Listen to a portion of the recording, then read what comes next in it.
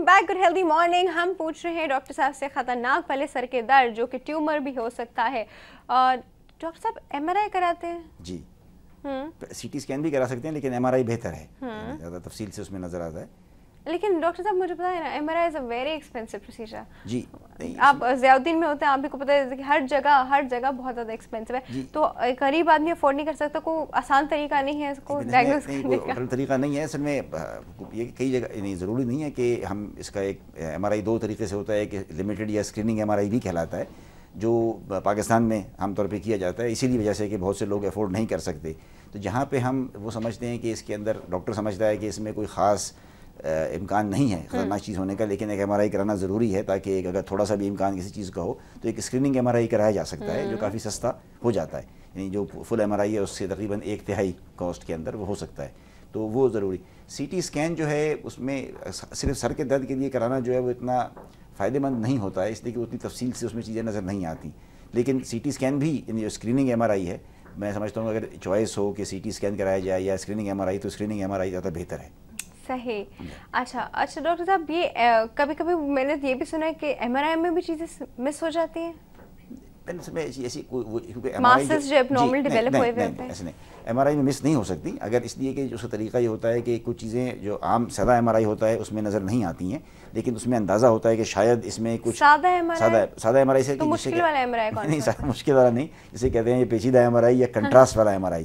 Contrast سے مراد یہ ہے کہ اس میں ایک انجیکشن انٹراوینس دیا جاتا ہے تاکہ وہ چیزیں جس کے بارے میں شک ہو جو واضح طور پہ نظر نہیں آتی عام ایم آر آئی میں, جو سادہ ایم آر آئی میں بغیر کنٹراسٹ کے, وہ اس میں واضح ہو جاتی ہیں.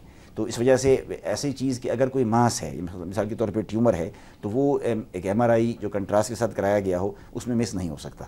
اس میں بلکہ ایم آر آئی میں ایک مسئلہ یہ بھی پیدا ہو گیا ہے کہ اس میں بعض اوقات اتنی باریک چھوٹی چیزیں نظر آتی ہیں جو جس کی کوئی ایکسپلینیشن نہیں ہوتی ہے اور وہ بیماری نہیں ہوتی ہے, لیکن جی آرٹیفیکٹ بھی کہتے ہیں یا نارمل ویریئنٹ ہو سکتا ہے. تو چونکہ لیکن اب وہ اس کے بارے میں چونکہ پچھلے 15-20 سالوں میں کافی ایکسپیرینس جمع ہو گیا ہے, تو ریڈیولوجسٹ جو ہیں جو ایکسپیرینسڈ ہیں اس کام کے, تو وہ کہہ سکتے ہیں اس کو دیکھ کر کہ نہیں اس کی یہ جو چیز نظر آ رہی ہے یہ نارملٹی نہیں ہے, یہ نارمل کا ویریئنٹ ہے. بس اس وجہ سے یہ چیز ہوتی ہے, لیکن اس میں ایسی چیز اتنی ڈیٹیل آ جاتی ہے کہ کنفیوژن ہو جاتی ہے. بالکل. تو یہ کہنا کہ اس میں مس ہو گیا ٹیومر, ایسا ہو نہیں سکتا. صحیح. ڈاکٹر صاحب کوئی اور ڈائگنوسٹک ٹیسٹ اس چیز کے سر کے درد میں نے جیسے بتایا تھا, جیسے پریشر ناپنے کا جیسے بتایا تھا, ایک وہ ہوتا ہے کہ اگر سر میں درد ہو تو اس کے لیے جب اگر ایم آر آئی میں نارمل ایم آر آئی نظر آتا ہے لیکن سر کے درد کی خصوصیات ایسی ہیں کہ وہ اس بات کو ظاہر کرتا ہے کہ شاید پریشر بڑھا ہوا ہے, تو یہ انٹراکرینیل پریشر جو ہے اسے میجر کر لینا چاہیے. اچھا ڈاکٹر صاحب مجھے بتائیے, بلڈ پریشر آپ نے کہا تھا it's not related to headache, iron deficiency نہیں میں ریلیٹڈ ٹو ہیڈ ایک؟ نہیں, آئرن ڈیفیشنسی سے کسی اس ایک لحاظ سے بالواسطہ انڈائریکٹ تعلق ہو سکتا ہے کہ انیمیا کے اندر جسے ہم کہتے ہیں کہ ہائپر ڈائنامک سرکولیشن ہوتی ہے, اس لیے کہ چونکہ بلڈ میں آکسیجن کیرنگ کیپیسٹی کم ہوتی ہے تو ہارٹ زیادہ پمپ کرتا ہے, تو اس سے اس کی وجہ سے بلڈ فلو جو ہے یا برین میں بڑھ جاتا ہے, سر میں بڑھ سکتا ہے, اس سے ہیڈ ایک ہو سکتا ہے انیمیا سے. لیکن انیمیا کی یعنی اور دیگر علامات اور دیگر ایگزامینیشن کرنے پہ چیزیں اتنی واضح ہوتی ہیں کہ صرف سر کے درد کی وجہ سے انیمیا انویسٹیگیشن جو ہے اس کی ضرورت نہیں ہے. ٹھیک ہے. اچھا ڈاکٹر صاحب ہمارے پاس ایک کال ہے, لے لیتے ہیں. السلام علیکم. السلام علیکم. آواز ہی نہیں آ رہی. Sorry, I think call drop ہو گئی ہے.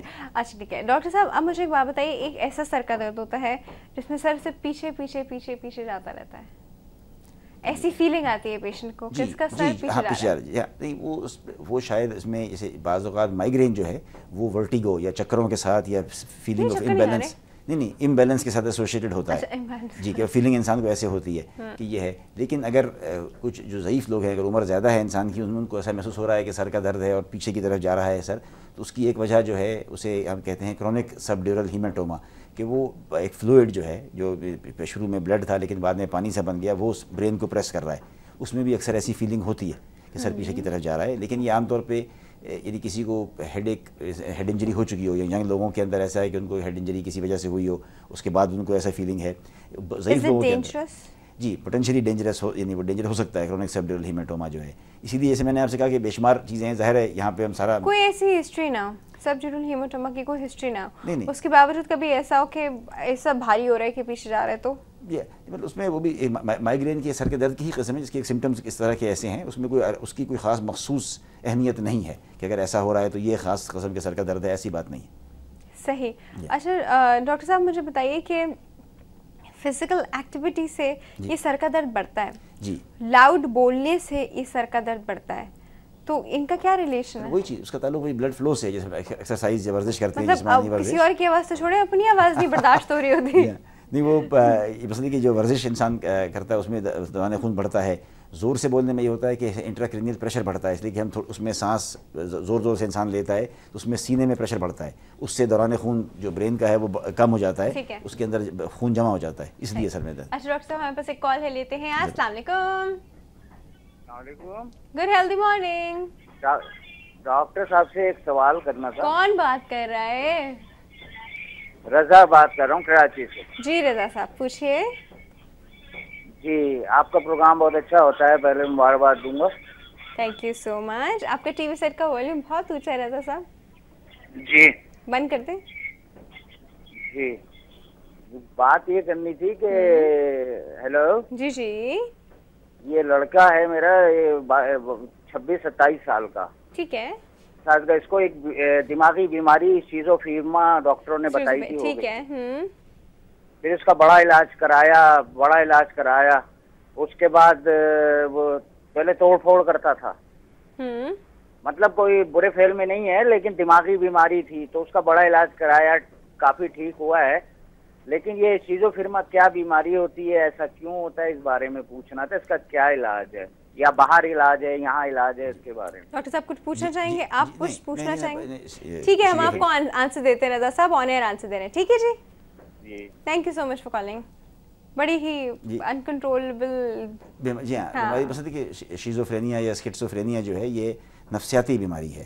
اس کا دماغ یعنی اس کے بارے میں کچھ خیال ہے کہ شاید دماغ میں کوئی یعنی فزیکل یا طبی مسئلہ بھی ہو سکتا ہے جس سے ہو, لیکن اس کا ثبوت نہیں ہے. تو جسے ایک میجر سائیکوسس کہا جاتا ہے. اس کا بھائی کیور تو کوئی نہیں ہے, یعنی جہاں تک ابھی تک ہے. کیور سے مراد یہ کہ ایسی کوئی دوائی یا علاج نہیں ہے اس سے یہ ہمیشہ کے لیے ختم ہو جائے. جب یہ ہو جاتا ہے تو ساتھ لگا رہتا ہے اور اس کی مینجمنٹ کی جاتی ہے. تو اس کے لیے ماہرین نفسیاتی مشورہ دے سکتے ہیں. اس کے لیے کوئی باہر یعنی پاکستان سے باہر جو ہے کوئی ایسا مخصوص علاج نہیں ہے جو آپ کو اس کو شفا یاب کر دے, لیکن یہ کہ اس کی مینجمنٹ کی جا سکتی ہے. پاکستان میں کچھ لوگوں نے ابھی ایک شروع کی ہے ایک سائیکائٹرک ریہیبلیٹیشن, یعنی وہ لوگ جن کو نفسیاتی امراض ہیں ان کو اس قابل بنا دیا جائے. ہوتا کیا ایگزیکٹلی یہ اس کے اندر یہ ہوتا ہے کہ انسان کو یہ محسوس ہوتا ہے کہ کوئی اور اس کے دماغ کو کنٹرول کر رہا ہے. اسے دماغ میں آوازیں آتی ہیں, وہ پہچانتا نہیں ہے لوگوں کو صحیح طریقے سے. بعض اوقات اس میں لوگ وائلنٹ بھی ہو جاتے ہیں, جیسے یہ بتا رہے تھے. جی ہاں, توڑ پھوڑ کرتے ہیں. تو اس کے مختلف سمپٹومیٹولوجی ہے. یہ سمپٹومیٹولوجی سے مراد ہے کہ اس کے اندر خاص قسم کے نیورو ٹرانسمیٹر کا ڈس بیلنس ہوتا ہے نا, تو جن نہیں آتا. نہیں, جن تو نہیں ظاہر نہیں آتا ہے, لیکن یہ نیورو ٹرانسمیٹرز کا بیلنس کہا جاتا ہے کہ اس سے ہے اس میں, اور دوائیوں سے اسے کنٹرول تو کیا جا سکتا ہے. لیکن یہ ڈس بیلنس ہوتا کیوں ہے, کچھ لوگوں نے اس کے بارے میں جتنی بھی نفسیاتی امراض ہیں ان میں سے اس کے بارے میں خیال ہے کہ اس کا ایک جینیٹک کاز ممکن ہے. جینیٹک کاز سے مراد یہ کہ جینز میں کوئی خرابی ہوتی ہے, اس کی وجہ سے ایسا ہے. اور یہ جو ٹوئنز کی اسٹڈیز کی گئی تھیں تو معلوم ہوا اگر ایک ٹوئن کو ہے, جو جڑواں بچے ہوتے ہیں ان میں سے ایک کو اسکیزوفرینیا ہے تو دوسرے کے اندر اسکیزوفرینیا ہونا زیادہ کے امکانات بہت زیادہ ہوتے ہیں بنسبت اس کے اگر صرف وہ عام بہن بھائی ہوں. اس سے نظر آتا ہے کہ اس کا جینیٹیکلی کوئی نہ کوئی کمپوننٹ ضرور ہے اور کوئی نہ کوئی فزیکل بیسس بھی ہے. لیکن جہاں تک جن صاحب نے کال کیا تھا رضا صاحب نے, ان کے لیے یہ ہے کہ وہ جو بھی اچھے ہمارے نفسیات ہیں کراچی میں کہیں بھی, ان سے جو مشورہ دیں ان کے حساب سے علاج صحیح رہے گا. اچھا ڈاکٹر صاحب, یہاں پروگرام کے ختم ہونے کا جو ہے وہ ٹائم ہو گیا ہے. ایک چیز میں نے سوچا کہ میں اب ویورز کو روزانہ بولوں گی, ہر روزانہ بولوں گی, امپورٹنٹ چیز ہے, اور اسپیشلی رمضان کے دنوں تو روزانہ بولوں گی کہ دودھ کا استعمال بہت کیجیے, دودھ ضرور پیجیے. دودھ is very very nutritions. Please یہ مت سوچ کے چھوڑ دیں کہ موٹا کرتا ہے. اگر موٹا کرتا ہے تو آپ اس کے لیے اسکم ملک, آلپرز لائٹ جیسا دودھ لے لیجیے, لیکن دودھ ضرور پیجیے. یہ ہڈیوں کے لیے بہت امپورٹنٹ ہوتا ہے. اور میک شیور جو آپ دودھ پی رہے ہیں, ٹھیک ہے وہ لو فیٹ ہے, لیکن اس کے اندر وائٹامن ڈی ہو, اس کے اندر کیلشیم ہو, کیونکہ کیلشیم وائٹامن ڈی کے بغیر کوئی فائدہ نہیں ہے. تو اس کے اندر وائٹامن ڈی ہو, اس کے اندر کیلشیم ہو, اور جیسے اگر آلپرز لائٹ لیں گے تو اس میں وائٹامن اے بھی ہوتا ہے. تو اگر دودھ روزانہ پئیں گے تو ایک انسان ہیلدی رہ سکتا ہے. دودھ پی کے اپنے آپ کو بھی عادت ڈالیں دودھ پینے کی, بچوں کو بھی عادت ڈالیں دودھ پینے کی, بڑے لوگ بھی عادت ڈالیں دودھ پینے کی, اور خواتین تو ضرور ضرور دودھ پیا کریں, ان کو تو بہت زیادہ دودھ چاہیے ہوتا ہے.